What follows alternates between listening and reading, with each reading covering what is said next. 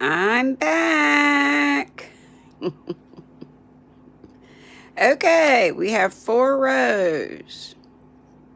They look kind of sloppy, but they're on there. Here's another little tip for you. When you're doing garter stitch, garter just means you're doing all knit stitches. Rows of all knit stitches. That's called the garter or garter pattern.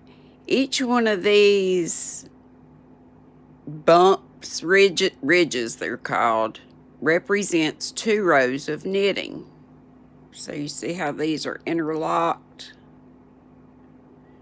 That's 2 rows of knitting. So that's 2 rows. And I know this is a little bit hard to see because it's on my knitting needle. But then this is 2 rows. Just like this down here, you got 2 interlocking here. So if you ever lose your place, if you can count your ridges, that counts for 2 rows. So 1, 2, 3, 4. Now remember, if you're writing down this pattern, write down that you need number 4, and I just call it the waffle stitch, knitted waffle stitch. And this is not my own pattern. Have no idea where I got it. It's just in one of my faves. It's probably the fave. But a size 4, you can do 100% cotton, or this is mostly cotton. It's just got a little poly in it. The Premier does. But whatever cotton you want to use. So a ball of cotton, and it doesn't use the whole thing. You can probably get at least two out of a ball. And size 8 knitting needles. Okay, so you write that down, waffle stitch, and those are your materials. Waffle stitch, knitted waffle stitch, just dishcloth or washcloth, whichever you want to use it for. CO, that means cast on 38. So we got 38 stitches on here. And I just used that little finger cast on, but you could use a knitted cast on, long tail cast on, whatever kind of cast on you want to do.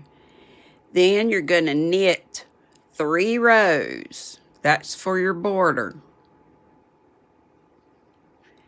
You're going to knit 1 more row, but that's the first row of your 4-row repeat. So after you do your border of 3 knit rows, then I would write down row 1 of repeat, knit. And that means knit all the stitches, and I've already done that. I've done my border, my 3 border rows, and my first row of the knit. So you got that? Okay, now I'm going to my second row of the 4-row repeat, with the 4-row pattern. I'm going to K3, which just means knit 3. This is hard to do. Looking through a camera for me.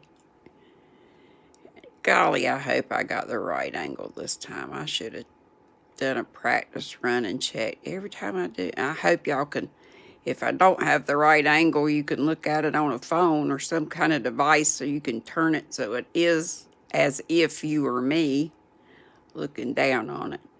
So I knitted 3, K3. Now the rest of this row is going to be all purl stitches until I get to my last 3 stitches, and then I'm going to knit those.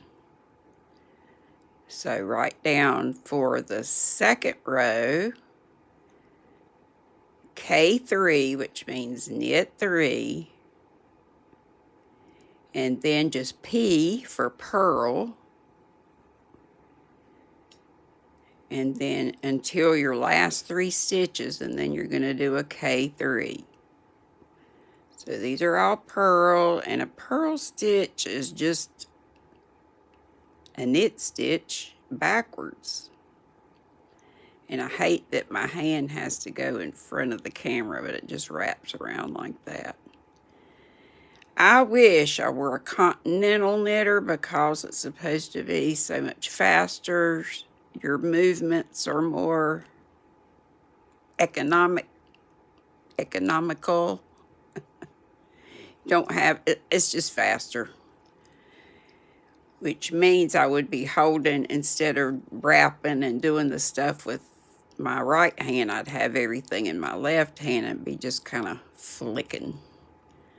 So if you knit continental style, I hope you can get this with and just do it your way. You should, if you can continental knit, then you should be able to do that. And it's probably very easy to do. It's just I've just done it this way since I learned when I was 9 years old in 4-H club way back in the late 60s. Don't judge, like Krista said. Oh, Granny. Oh, Granny here, but I'm so proud to be here, like Minnie Pearl says. Whoops, I dropped that one. And it's not a race, so don't go so fast that you start dropping stitches and making a mess. Don't want to do that. I just enjoy the process. Yes, I would love to get my whip pile whittled down. Faster, faster, faster. And the main thing for me is to stop starting more. Here I am starting another one, but this is for a tutorial. And I do need these for my little random happy mails I'm sending out. And don't ask, I just kind of pick some folks. Well, actually, the ones I've sent out are people that I told I would get stitch markers to them a long time ago. And instead of just sending stitch markers, I have either put a ball or two of cotton in with the stitch markers, or I've wrapped up the stitch markers. You know, they go in an organza bag, but then I wrap them with a finished dish/washcloth. So remember, row 1 of the repeat is just to knit all the stitches. Row 2 is what we're doing now, and it's K3, so knit the first 3, and then P for purl all the stitches until you get to the last 3, and those will be knitted. And the reason is because you want a knitted border all the way around. When we started with 3 knit rows, that's going to be one edge or end. Then I just take my yarn to the back.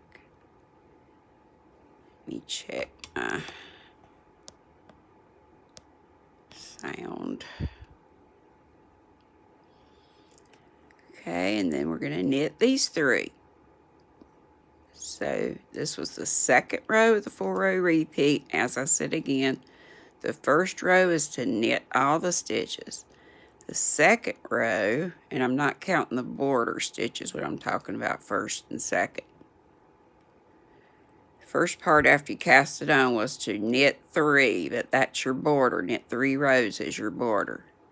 Then the first row of the repeat is to knit all the stitches. The second row was to knit 3, purl all the rest until you got to the last 3 stitches and purl those. Okay, now the third row, you're going to knit K2.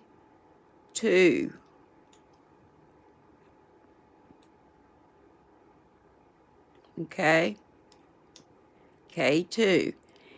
And then your pattern for this is knit 1, purl 2. So K1, purl 2 along the whole length of your row. Oh golly, what am I doing? So knit 2, knit 1, purl 2, then go back,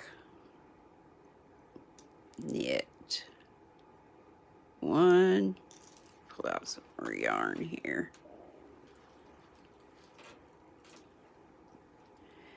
And my battery's dying, y'all.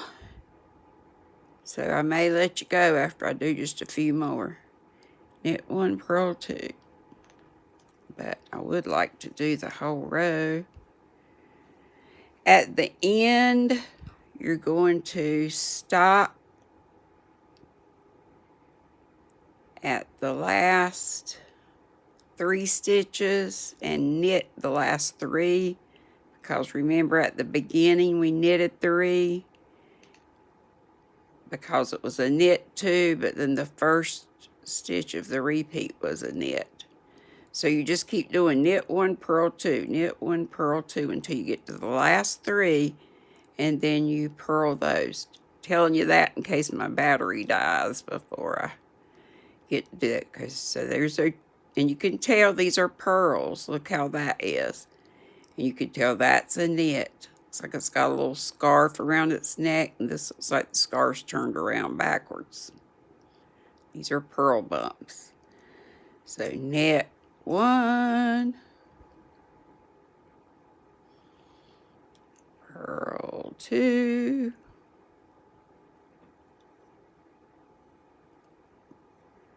please camera battery, hold out till I get to the end of this row at least.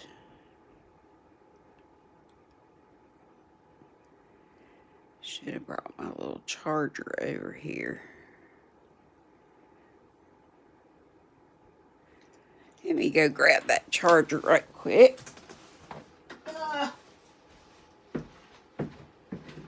Won't mess up anything when I stick it on there. Oh, I'm the world's worst at tutorials.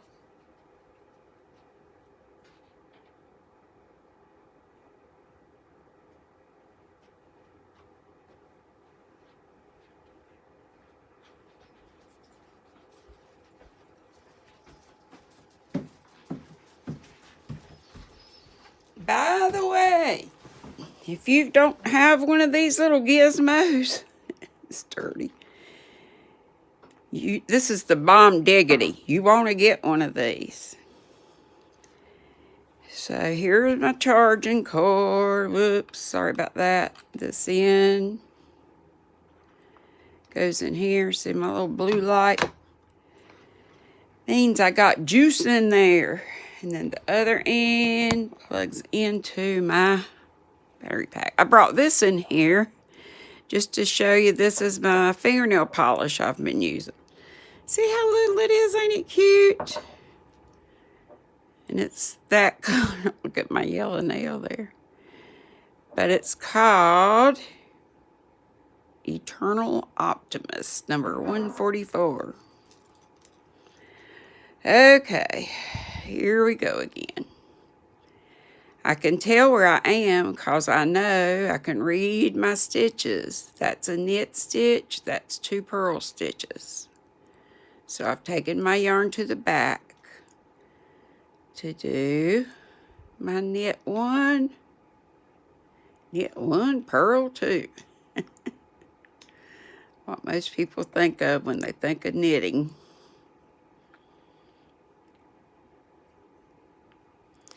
Knit 1, purl 2, knit 1, purl 2, knit 1,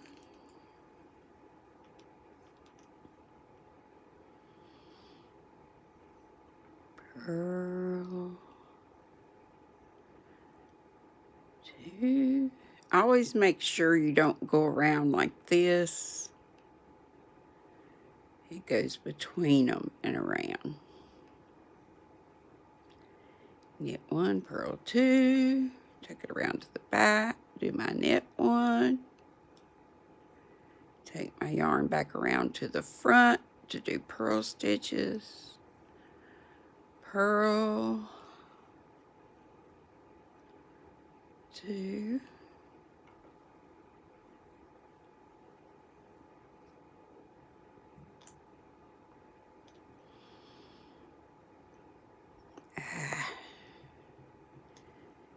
knit 1,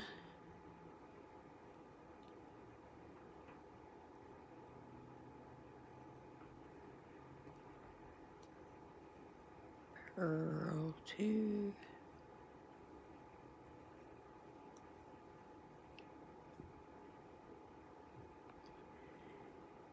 knit 1, excuse me, I hit the camera.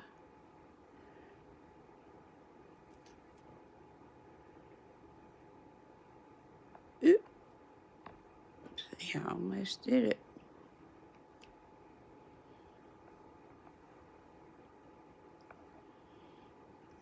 Purl 2. See how close I am to the camera? When I'm learning like crochet stitches or even knit stitches, I need it to be up this close so I can see what people are doing. Some people have great tutorials, but they're so far away. I mean, as far as what it is and their verbal instructions, but I cannot see. They're not close enough that I can see what's going on. Y'all ever find that? And it's a shame. It's a shame. Not that mine's any kind of... Okay, remember that I'm just doing one more set of knit 1, purl 2s because I got to leave these last 3. So those were purls. Knit 1.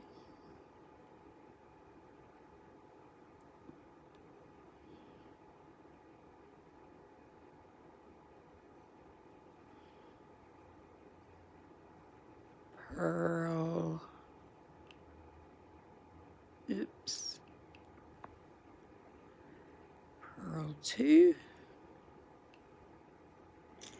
And I'm going to knit 3 because on the other end I knitted 2 and then I knitted 1 for the first part of that pattern for this row. Normally your sides are just 2 stitches of, I don't know, though we did have that knit 3 earlier. I guess it's either 3 or 2. Okay, so that was the 3rd row. 4th row is very easy. This time it's knit 2, purl 1. I'm going to show you a little trick why that's so easy. And you do it all the way to the end, so there's no do something different the last 3 stitches. Okay, so knit 2, and look at this. That's a purl, and we're going to purl it. On the other side, it's really a knit stitch. So we're knitting the purls and purling the knits. But if you follow what it is on the back side, you'll be right. So these are knit stitches on this side. Like I say, on the other side, they're purl stitches.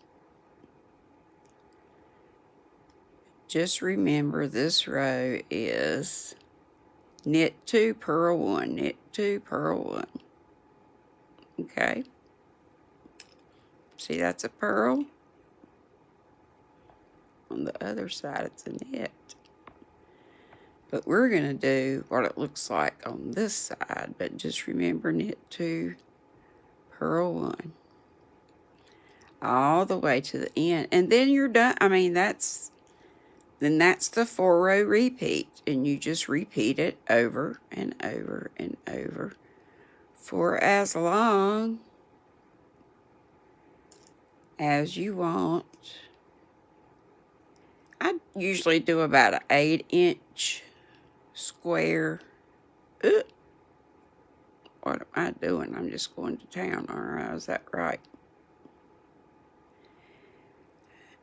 Wait a minute here. I'm going crazy. Knit 2. Did I purl one there? I sure didn't. I just knitting away. Knit 2, purl 1. Knit 2, that should be a purl 1. So we just tink, which is the word knit, backwards. Pull that out.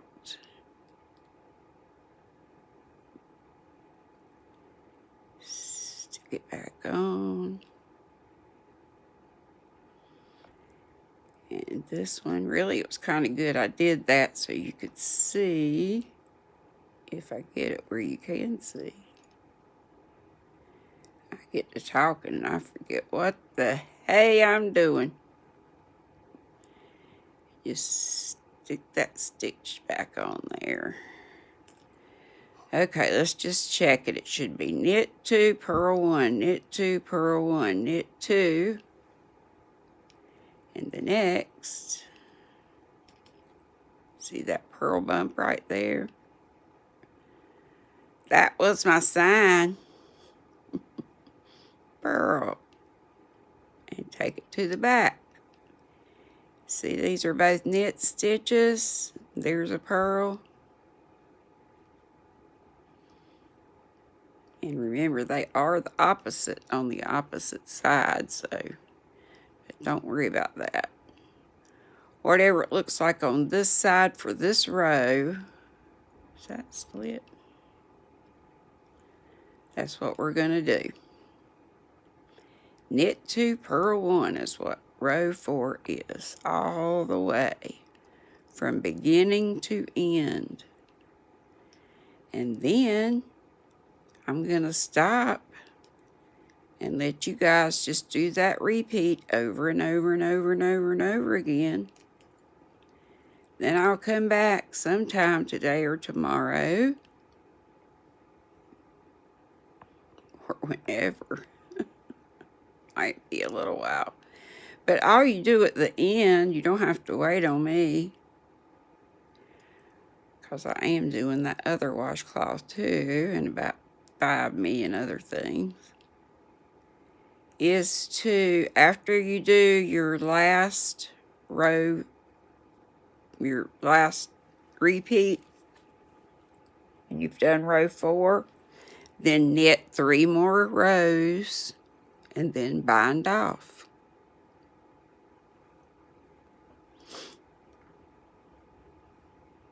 And you don't have to wait on me to do that. If I don't come back on as soon as you need to, you can just look up how to bind off. But if I were you, I would do a stretchy bind off if you did the same cast on that I did that's very stretchy. Unless you don't care if your sides are uniform. Knit 2, purl 1. Ah, this is going long. I'm so slow. Knit 2. And if I'm going too fast for you, you know you can slow down. Put it in slow-mo. Or go back and repeat, but I wouldn't think I'm going too fast. Whoops. Sorry, I keep hitting the camera with my thumb.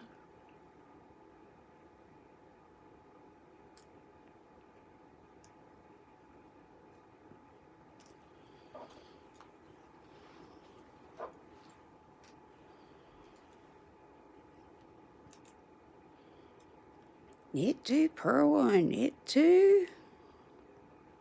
And see, there's a purl. But it's a knit on the other side. Knit 2. row 4, knit 2, purl 1, all the way from beginning to the end.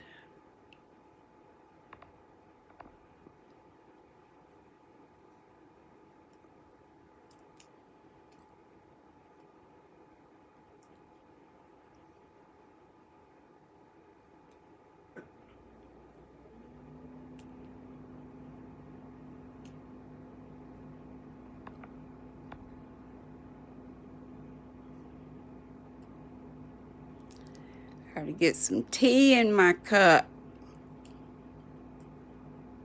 I've had my cold coffee concoction. And I've got to do my reading for the day. We're down to the last. The final 3 that you just keep doing.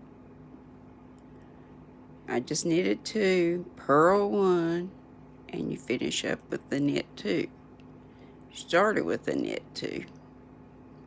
So that's it, guys. That's all of the 4-row repeat to make the waffle knitted waffle stitch washcloth. Okay? You can start to see your pattern emerge. See, this was our border. And then when we do a knit row and a purl row, that's what gives us the stockinette look. And those pearls are pronounced because of the rows 3 and 4 that we did. So keep just repeating those 3 rows, row 1, 2, 3, 4, all the way till you get to 8 inches or whatever you want your length, height, whatever you want to call it. Like I say, I usually do mine about 8 inches, so it's kind of like 8 inches. Make it a square if you want to, or a rectangle, whichever. Okay, I'm just going to stick mine in here. Off camera, I will be finishing up sometime. But don't wait on me if you get ready to finish up before I get back to you. Because remember, I'm doing 15,000 other things. And I'm trying to finish this for somebody. For the random little Happy Meals I'm doing again. And I don't mean to be ugly with saying don't ask. But I mean, I'm just kind of doing some folks that I've had on my list for a while. I would love to do it for everybody, and hopefully before it's over I can do as many people as I can get. But anywho, coffee stain. Be sweet, don't be ugly, and I will see you for the reading if you come for Pride and Prejudice. It's getting pretty good. Okay, love y'all. Bye-bye.